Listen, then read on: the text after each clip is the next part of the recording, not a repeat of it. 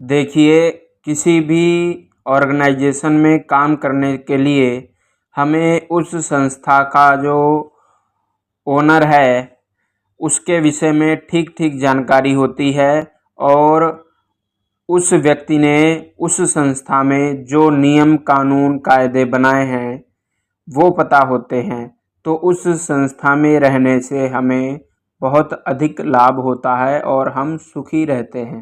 उसी प्रकार से यह संसार जो कि ईश्वर ने बनाया है, अब हम जब ईश्वर के विषय में ठीक-ठीक जानेंगे तो अधिक सुखी और अधिक व्यवस्थित रूप से हम अपने जीवन को जी सकते हैं।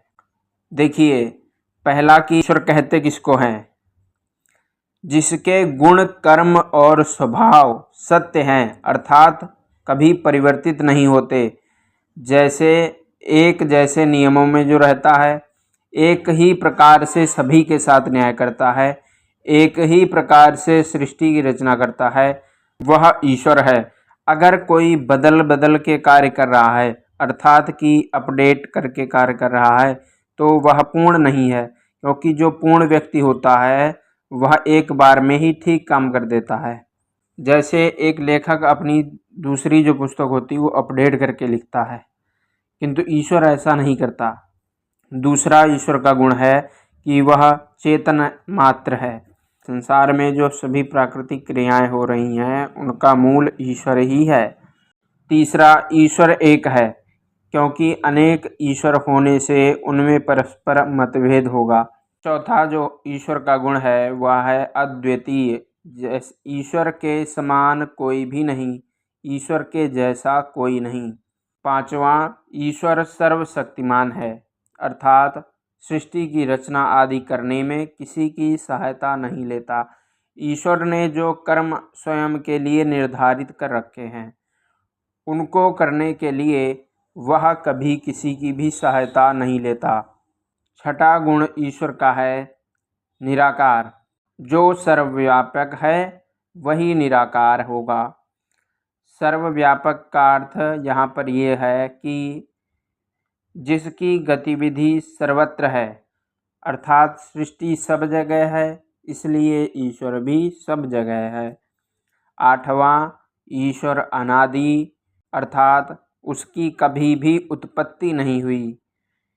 नवां, ईश्वर अनंत है, अर्थात आयतन की दृष्टि से देखेंगे कि वह पूरे संसार में व्याप्त है, उसका कभी हम पैरामीटर डिसाइड नहीं कर सकते कि इतने से इतने लेकर के ईश्वर है, इस जगह नहीं है।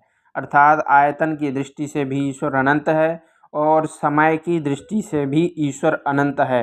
10वां गुण ईश्वर का है ईश्वर सर्वज्ञ है, अर्थात सब कुछ जानने वाला। 11वां गुण ईश्वर आनंद स्वरूप है। जिसके पास सब कुछ होता है वह कभी दुखी नहीं होता, जिसके पास दुख नहीं होता वो आनंद में रहता है। 12वां गुण ईश्वर का है शुद्ध, अर्थात ईश्वर में कोई मिलावट नहीं। 13वां गुण ईश्वर का है न्यायकारी, अर्थात सभी को कर्मानुसार यथा योग्य दंड देना। अर्थात दंड का अर्थ यहाँ पर यह है कि ईश्वर कभी भी किए गए पापों को क्षमा नहीं करता। 14वां गुण ईश्वर का है दयालु, अर्थात बिना किसी स्वार्थ के हमें सब कुछ दे देता है। जैसे कि बैंक में हमारा ही पैसा जमा है, किंतु यदि बैंक मैनेजर सैलरी नहीं लेता और हमारा ही पैसा हमें देता है तो भी वह दयालु कहलाएगा, क्योंकि उसका कोई स्वार्थ नहीं छिपा। 15वां गुण ईश्वर जगत की उत्पत्ति करता है, अर्थात सृष्टिकर्ता भी उसको कहते हैं। 16वां ईश्वर पालन करता है। ये जो संसार चल रहा है इसमें जो पालन पोषण की क्रियाएं हैं वे भी ईश्वर के द्वारा ही की जा रही हैं। 17वां गुण ईश्वर का है प्रलय करता, अर्थात ईश्वर समय आने पर इस संसार का प्रलय करता है और नित्य प्रति प्राणियों को मृत्यु आदि दे करके, और जो पेड़ पौधे जो सूख रहे हैं वे भी ईश्वर की इच्छा से ही सूख रहे हैं समय आने पर। ईश्वर सर्वाधार है, अर्थात इस पूरी सृष्टि का जड़ चेतन और अन्यों का भी ईश्वर आधार है। 19वां गुण, ईश्वर अजन्मा है, अर्थात ईश्वर कभी जन्म नहीं लेता। 20वां, ईश्वर नित्य है, अर्थात हर समय ईश्वर है। 21वां गुण, ईश्वर पवित्र है, इसलिए ईश्वर की ही उपासना करनी योग्य है, अन्य की नहीं। ये सभी जो ईश्वर के गुण हैं, इनमें से यदि एक भी गुण हटाया जाता है तो बाकी के सब गुण हट जाते हैं। आप करके देखेंगे, आपको स्वयं ज्ञात होगा। इसलिए ये सब गुण जिसमें हैं वही सच्चा ईश्वर, वही उपासना करने योग्य और वही महान है।